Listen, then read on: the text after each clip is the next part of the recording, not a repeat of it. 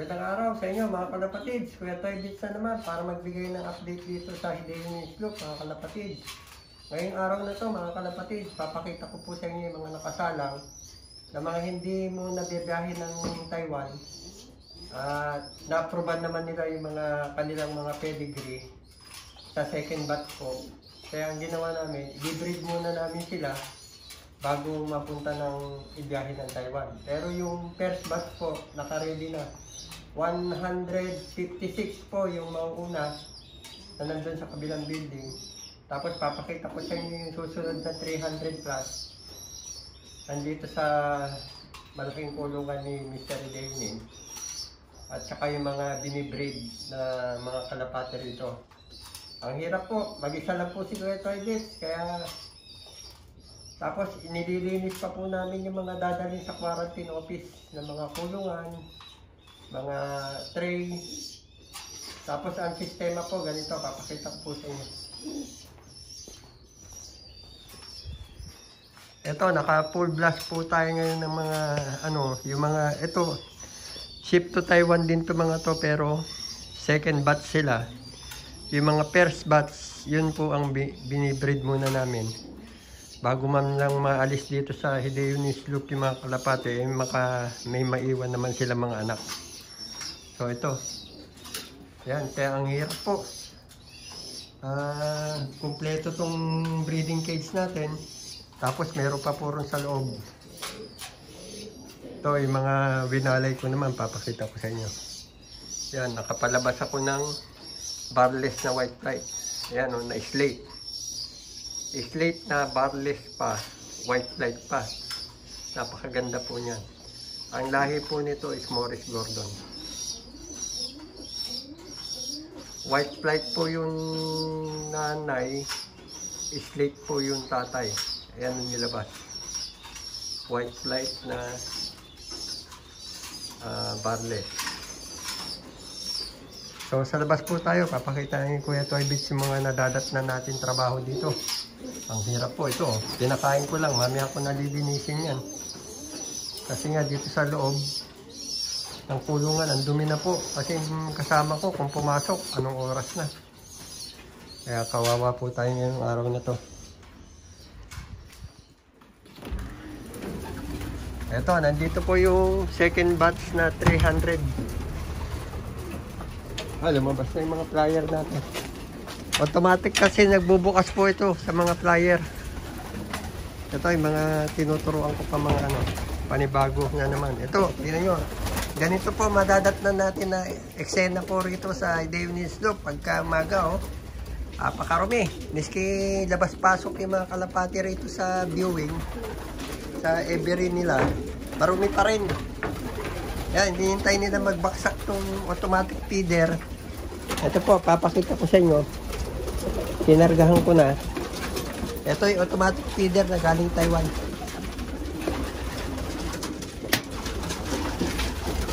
Yan. Kakargahan mo po ng patukayan. Naka-timer po yan kung anong oras magbabaksak dito sa dito. Babaksak po yung pagkain dito. 3 beses babaksak ang pagkain. Kasi nga yung unang beses rambulan sila, yung mga hindi makakain, may chance pa siya sa pangalawang baksak ng pagkain. Tapos pangatlo. Yan, ayan sila. Ito mga na to. Napili na to ng mga Taiwanese. Pero ang biyahe po nila second batch. Sana naman po pagka tapos nila tayo naman para makauwi na po si Kuya Toy Bits. Biro nyo, mag-isa lang po ako rito. Tignan nyo, nadadat na natin dumi. Tapos tinatawag pa ako nung kasama ko para linisin yung kulungan. Hindi makapagtrabaho mag-isa ng mga hapon. Pag kami Pinoy na masipag, sinasamantala nila. Kaya minsan gusto ko na magpaalam, pero tapusin ko muna to. Para wala naman silang masabi. Kaya nga sabi ng matanda sa akin ako daw never give up sa trabaho, pero hindi ko naman pinapahalata mga kalapatid na talagang nahihirapan ako. Tapos may kasama ako Yun lang kung ano, yung laptop niya ang pinipindot. Tapos pag maglilinis, akong tiga kuskos, yan tiga bugan ng power spray. Eh, napakadali ng mga pinipiling trabaho, kaya minsan nahihirapan na po ako eh. Hindi ko lang, ano, mahirap lang yung reklamo ng reklamo. Tinitiis ko na lang mga kalapatids para sakaling ma-deliver na itong mga to ng Taiwan. Ito po yung mga dadaan ng Singapore. At na-accredited na yung Singapore to Philippines. Eh, doon ko na rin papadaanin kung ayaw nila ng direct flight, mga kalapatids. Malaking ano yun, auction market siguro yung tawag doon, mga kalapatids, doon sa Singapore. Kaya matibay yung, yung connection na nakuha nila Amoron. Ito, tapos papakita ko pa sa inyo yung mga ibang kinabi muna namin. Ito, 300 second box. Ang hirap.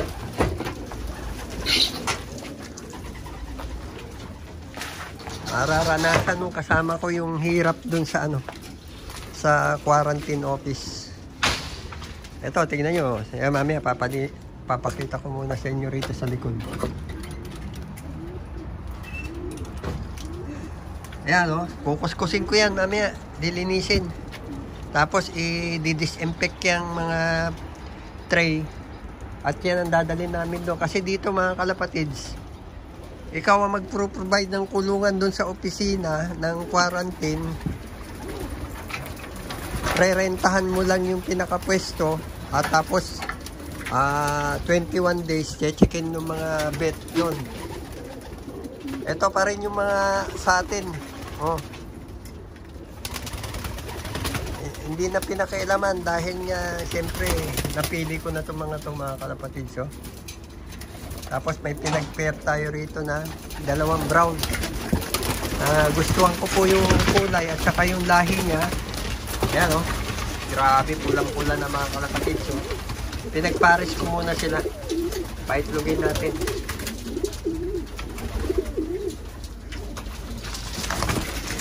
Ayan. Oh. Ayan yung mga para sa atin na reserve. Sana mabigyan na tayo ng ano. Ako, gusto ko na umuwi, mga kalapatids, para doon na lang ako mag-breed sa Pinas ng mga Hidayunin's bird. So, ayan. Papakita ko ngayon sa inyo yung ibang napili namin. Itong pinili namin, ano to? Napili sa mga pedigree nila. Hindi basta sa itsura, pati sa pedigree. Yan, kukuskusin ko mamaya yan kung may time pa ako. Wala yung kasama ko, ano. Hindi maasahan sa mga ganyan. Oh, may nakapasok na naman dito ng dalawa. Ay, hindi, nakabukas. Ayan, binibreed pa namin yan, mga kalapatids. So, puno na naman yan. Ito yung mga napili ng Taiwanese, pero hindi muna ibibiyahe. Kaya sinasamantala namin palahian muna para may maiwan naman silang anak. Ito, pinagpaparis-paris lang po dito. Tapos pagka bubuksan na po natin to. Yan, bubuksan na yan, papasok na yan sa dito at lalabas. Siyempre, yan na nakasanayan nilang at may itlogan na dyan. Dyan na rin sila mangingitlog. Maganda rin yung nakakalabas sila at nakakalipad, mga kalapatids. Ito, matigas ulo nito eh. Sa kabila yan, kung hindi ko alam kung saan pumapasok. Yan. Yan ang trabahuin natin ngayon. Tapos ang sistema pa po nila, ayaw nila yung yung Taiwanese, mahigpit sila yung pinaka Taiwan cage. Inaano po yun, i-divide pa sa tatlo, patagilid. Kaya ang hirap. Ayaw nilang pagsamasamahin, baka magtukaan. Yan, may naiwan pa sa labas. So, yun yung mga bago kong flyer, oh. Yan. Marunong na sila. Bali nakapagturo po ako sa 6 out of 80 po na tinuruan ko. Almost 70 birds ang meron tayong overfly na 10. Matanda na kasi. Yan oh. Okay na rin sila lumipad. Nag-grouping na po. Pag nag-grouping na, na yan, sinyalis na pwede nang umpisan sa 20 kilometers. Yung iba hindi pa gano'ng lumilipad Pahabol ko po to, mga bata. Yun, lumipad na isa. Yan, may naiwan pa rito. Tapos doon, ayun yung ibebiyahe mga kalapatids Yan. Yan ang biyahe. Sa 15, pupunta na ng yan. Quarantine office, i-update ko po kayo. Yung mga kalapatid dyan sa kabilang building. Kondisyon na yan. Pero i-sprayan ko pa po na yan. Ay, may may lawin mga kalapatid. Sinahabol sila, yun Sana walang mahuli. Mababawasan pa tayo. Pag may nakita kasing tao, ganyan, natatakot din. Yung yan, yung halos malaki lang ng konti sa kalapate. Kaya mabilis sila manghabol. Kaya mo natakot, Baba kagad, Sumisisid sa baba po itong mga to. Pagka may lumalas na ganun ibon dito. Marami rito yan. Kaya minsan hindi mo rin masabi, nababawasan yung ating mga flyer. Yung iba hindi pa ganun, hindi ko pino-force fly mga kalapatids.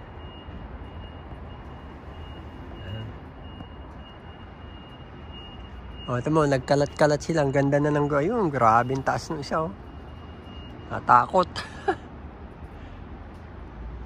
Mga isang buwan pa, makikita na natin ang grouping yan. Kasi puro bago lahat to Yan, mababa panlipad nila. Medyo mabigat pang katawan. So doon tayo sa loob mga kalapatids. Silip ko sa inyo yung patuka natin na binibigay sa takot dun sa buti umakyat ako. Kung hindi, puta may babanatan yan. Ang galing pa naman, pag mataas yung kalapate, sa ilalim manggagaling, tapos dadakutin niya ron sa may dibdib yung kalapate. Naka-experience na ako, nakitang-kita ko yung ginawa Yan inis na naman mamaya yan. Hirap. Yung pagkain po ngayon, dinadagdagan ko po ng hemp seed.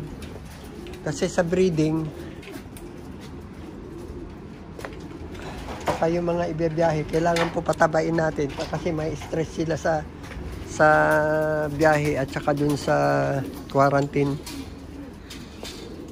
Kailangan dagdagan natin ng yung pagkain nila. Ito, papakita ko po sa inyo, idadagdag natin. Grabe, kung pumasok sana yung kasama kong na maaga, nababawasan ng trabaho. Hindi pa lumilipad yung yung ibang mga bata. Viewing muna sila dyan.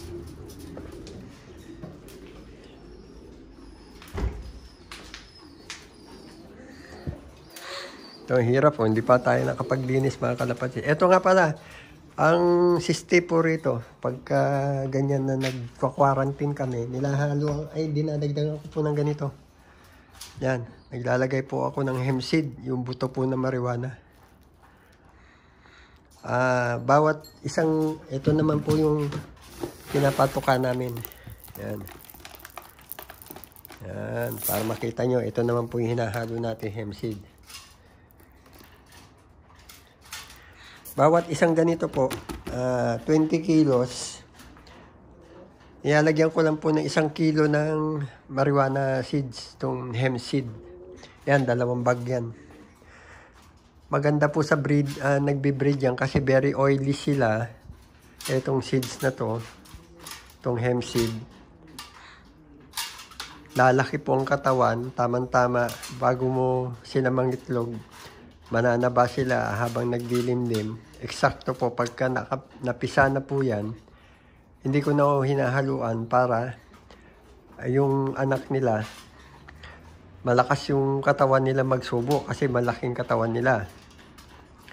Pero pag napisa na po, tinatanggal ko na yung hemp seed kasi nga po, very oily yan. Magtatai po yung inakay. At saka itong pag nasobrahan po itong mga breeder, magiging basa po yung dumi nila. Kaya kontrolado rin ang paglalagay ng hemp seed. Yan, kung meron po sa Pilipinas ng ganyan, tip po na ni Kuya Toy Bits yan sa charge to experience po natin dito sa Ideon Sloop, mga kalapatids. So ito, tingnan nyo yung mga nilinis ko. Yan, dadalhin lahat yan doon sa quarantine office. Tapos ito, yan. Nilinis lahat yan, disinfect ng Clorox.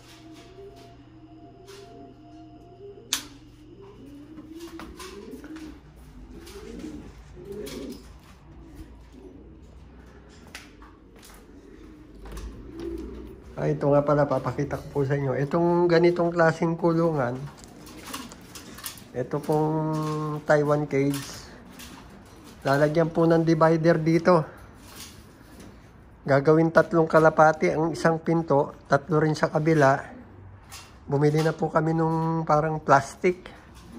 Tapos itong pagkain, papalitan po yan. Gagawin 6 yan. Kasi tubig, pagkain, tubig, pagkain, tubig, pagkain.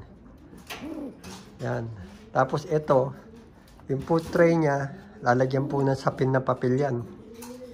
Kasi minomonitor nila yung dumi ng kalapati. Ang ganda po ng droppings nila. Dry.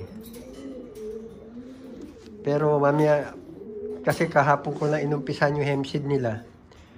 Mga after 1 to 2 days, makita mo magiging medyo basa yung kanilang droppings. Dahil nga very oily po yung ating seeds na papakain sa kanila.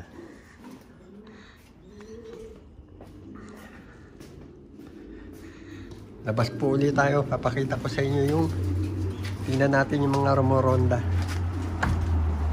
Baka matsambahan natin. Hindi po sila ba gaano pang rumoronda.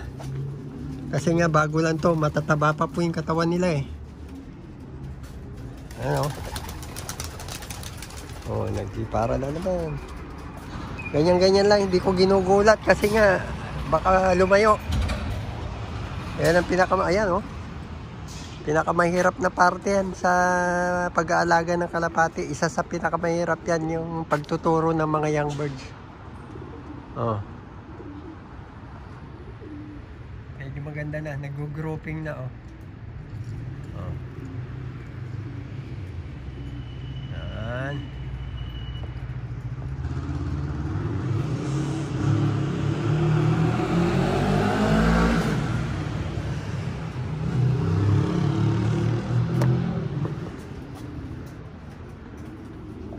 So, hindi pa nagbabaksak itong automatic feeder.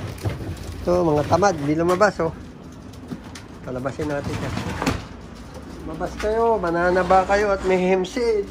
Ay, hindi na kayo makalipad niyan.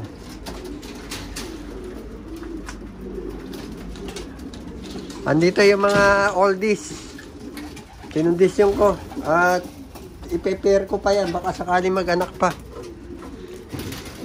Grabe po yung presyohan ng ng Taiwan sa auction. Lowest po 10 lapad, bali 37,000 kamo na kung 37 ang palit. Tapos may umabot po na Johnson Brown na 75 na lapad. 2. Tapos yung mga anak ni mga apot, mga anak ni 019 at saka si apo ni 319 at saka mga anak niya, 50 lapad po inabot. 10 piraso ang nakalusot na breeding ni Kuya Toy Bits na ma-i-auction na mahal. Tapos yung iba naglalaro sa mga Gordon, naglalaro sa 40, 30 na lapad, 20, yan. Pero ang minimum 10 lapad po kada isang kalapati ni Mr. Ideon. So hanggang dito na lang po. Dito na po tatapusin ni Kuya Toy Vincent yung update ko sa inyo sa araw na to. Like, share, and subscribe po. Para naman medyo ganahan po si Kuya Toy Vincent sa pagbablog at pag-share sa inyo ng aking mga ginagawa po rito sa Japan. Share nyo po sa mga magiging bago natin mga subscriber. Marami pong salamat sa pag-share nyo sa akin YouTube channel mga kalapatid. Pati na po yung reel ko, i-follow nyo na rin po. Salamat po, arigato, bye.